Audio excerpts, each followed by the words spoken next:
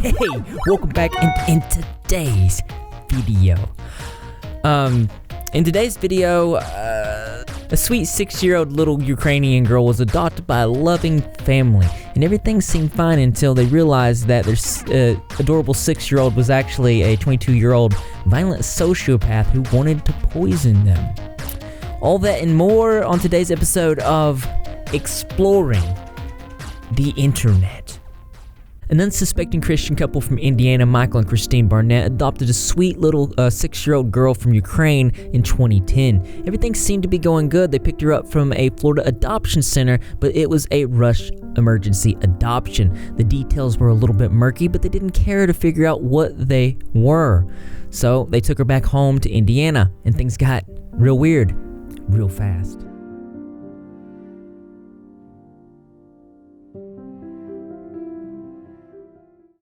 Kristine was an author and motivational speaker at the time, and her expertise was raising children with special needs, as they already had one son that was diagnosed with autism at the age of 2, and he had a genius-level IQ. She wrote a book about him titled Spark. Now, this most likely could have been the couple's motivation behind the rushed adoption, as Natalia had a rare form of dwarfism and only stood about 3 feet tall. She had originally told police she was from the Ukraine and brought to the US in 2008 via an adoption program. But there were that's right, Greg, there were some really murky details about the entire situation, as you will see. Now, one of the craziest parts about this whole thing is that no one really knows Natalia's age or where she really came from. The Barnetts are claiming that they're victims of fraud, and that when they went to the adoption center to pick her up, they were told that she was 6 years old, but as time progressed, they quickly found out that she was much older than they were led to believe. One of the first things that Kristine noticed was that during a bath, Natalia had full pubic hair. She had no interest in toys or children her own age, and she represented a sophisticated vocabulary. Those are pretty big red flags. But the biggest indicator was that she had started her period. She was hiding bloody clothes throughout the house. Now, a lot of you guys might already be drawing the comparisons between the horror movie Orphan and what we have here, and if you don't think so, just wait, it's about to get worse.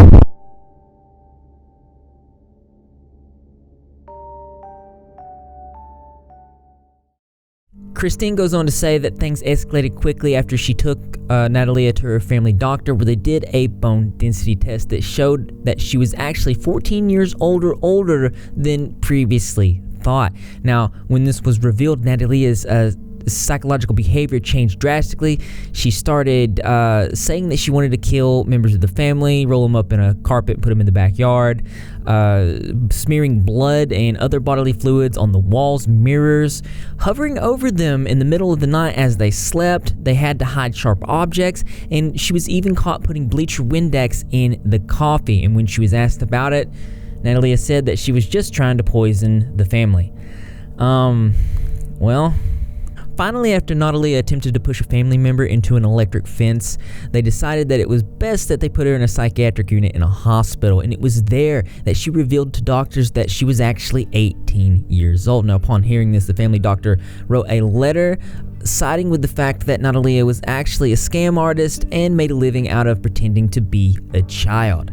That's something else. October 24th, 2016. To who it may concern, I am Michael Barnett's primary care doctor. I'm writing on behalf of Mr. Barnett and in reference to his adopted daughter, blank Barnett. I know both Mr. Barnett and his ex-wife Kristine Barnett very well. I first met blank 5/24/10. I served as her primary care doctor until at least 2012. She had previously been adopted and fostered by at least 2 different families out of state. The birth certificate that was given to the Barnetts showed a date of birth 9/4/3. This date is clearly inaccurate. Unfortunately, determination of blank's true age has been difficult. Records provided by officials in her native country, the Ukraine, are grossly incomplete. Also, because she has, that's a really difficult word, dysplasia, a type of dwarfism, conventional methods of determining age are not useful. She has been seen by an orthopedist and an endocrinologist.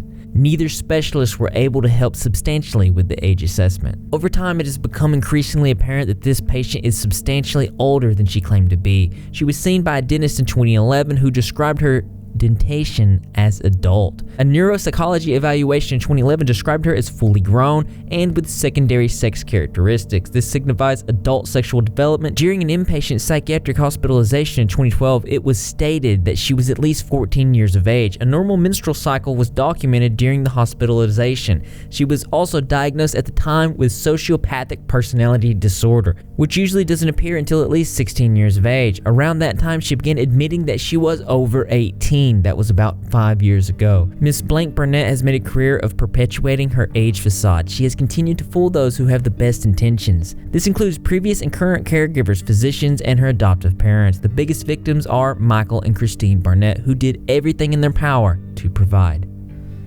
It was at this point that the Barnetts had Natalia's age corrected to 22 in county court because they needed to get her the psychiatric help that she needed as an adult. You can imagine after going through all of this, they felt like Natalia was a danger to their family and they sort of wanted her out of the house. I mean, if you find out that your 6-year-old is actually a 22-year-old adult sociopath, things tend to change in the way that you feel towards this person. So, having gone through this roller coaster, they helped Natalia get in an apartment and shortly lost contact with her a month later after they moved to Canada.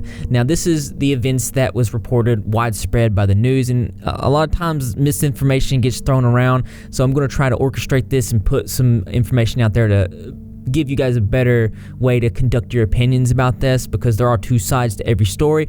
And if you thought it was already crazy, buckle your seatbelts and get your rep mugs, because it's about to get even more shocking.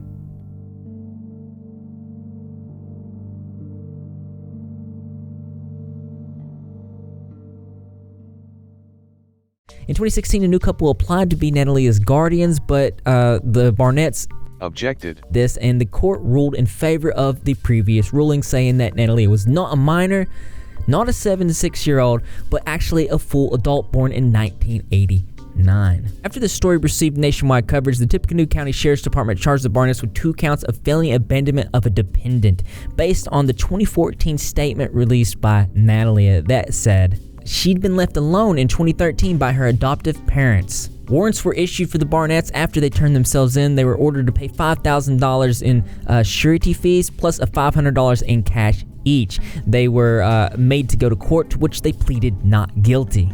Now, dailymail.tv, not the most reputable news source, but they've been doing good coverage about this story and have direct interviews with Kristine Barnett. And they said that they can confirm they've seen all the documents and official documents that can confirm the Barnett's story, as well as signed documents from healthcare professionals siding with the grave concerns. Then, at LaRue Carter Hospital in Indianapolis in June 2012, staff said she had described how she had tried to kill family members and had no remorse about it, with Natalia going as far to describe it as fun to staff. Most revealing of all is perhaps a letter from the Barnett's primary care physician, Andrew McLaren, MD, dated March 2012, in which he says Natalia's 2003 birth date was clearly inaccurate and that Natalia had made a career out of pretending to be a young child. He said Natalia fooled him, her parents, and other physicians. It was also in 2012 that the police began asking questions, although correspondence reviewed by Daily Mail TV suggests they were trying to establish whether an immigration fraud had took place before the Barnetts had any involvement with Natalia. Detective Scott Klaus of the Westfield City Police Department told them via email that he had referred the case to the FBI and ICE because he suspected there was false age reporting prior to Natalia leaving Ukraine. Klaus died of cancer 4 years ago, but Captain James Lilly, a former colleague, told Daily Mail TV that, while he vaguely remembered the case, he did not think the FBI pursued it further. In June 2012, the Barnetts successfully applied to Marion County Superior Court in Indianapolis, Indiana, to have Natalia's age corrected so she could receive the appropriate psychiatric treatment for an adult. This is more than likely going to be the Barnetts' defense in court, and if they do have all the proper official documents to back this up, the case might be over quicker than expected. Daily Mail goes into to talk about how and why the Barnetts actually left Canada and left Natalia. When seen by Daily Mail TV, Judge Gerald S. Zor accepted that the couple's allegations were true and revised Natalia's date of birth to September 4th, 1989, changing her from age 8 to 22. At this stage, Barnett points out Natalia was considered an adult by the state of Indiana and was legally responsible for herself. Even so, Barnett says she and her husband rented an apartment for Natalia when she was discharged from secure psychiatric care in August 2012 and placed under the supervision of state healthcare provider Aspire Indiana. They further helped her get a social security number, apply for benefits, food stamps, and an ID. When Natalia caused problems at the property and was evicted, they stepped in again to prevent her from being homeless, renting a new apartment for her in Lafayette, Tippecanoe County. Barnett said she was communicating daily with Natalia and even came up with a plan for Natalia to enroll in college to get her high school diploma and study cosmetology. I said, "I've been taking care of you here as an adult. I will do one more year of financial aid, the exact same thing I'm doing for all my children," she said.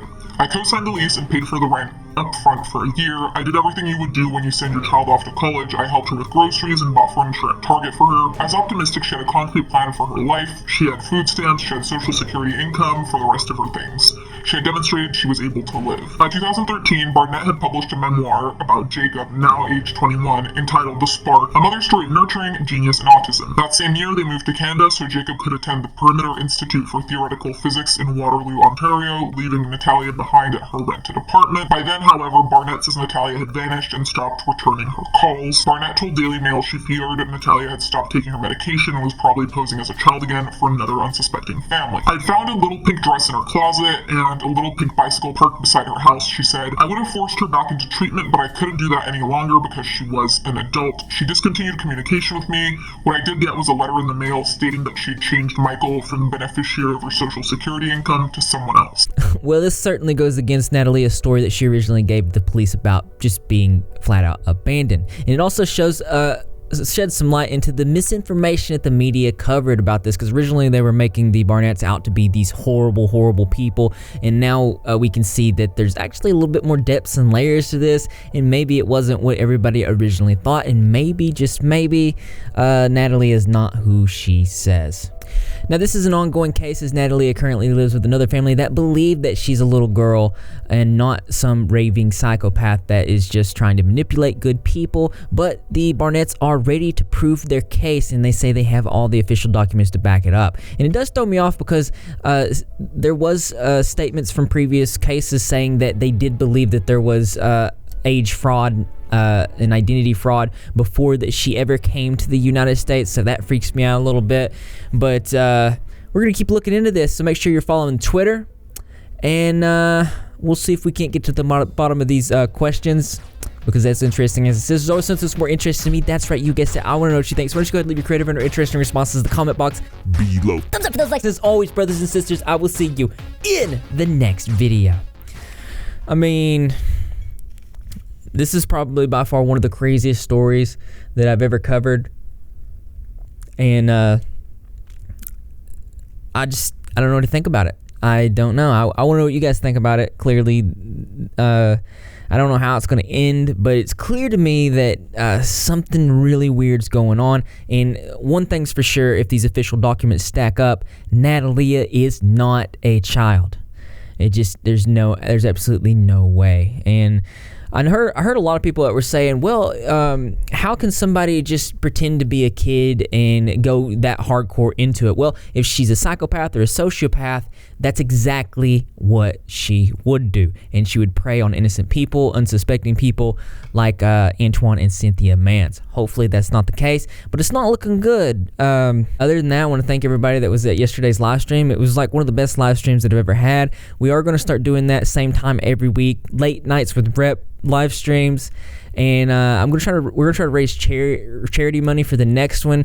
What I'm going to do is put a link in the description, and so we can get more of the donations to go straight to the charity. As you know, YouTube super chats, 30% goes to YouTube, and it takes a big chunk of that. But I don't have everything worked out with that, but I'm going to work on it. Other than that, I'm planning on a blog to where it's going to be basically the script, the video, and some of my more intimate thoughts over the process of each video that I do. So that's going to be fun. We got all kinds of merch ideas that we talked about in the live stream. And I think that's about it. But oh yeah, we're trying to get the Instagram to 15,000 followers. So if you want to help out with that, go ahead and do that. And I know that you're repping. If you're repping, you're Greg. And how to do that? I'll get the subscribe notifications to be in the comment section to every single video because I'm going to be there. Greg the Cat's going to be there, and the rest of the Red Talk community as well. And expect to see you there too because this channel loves you. Bye-bye.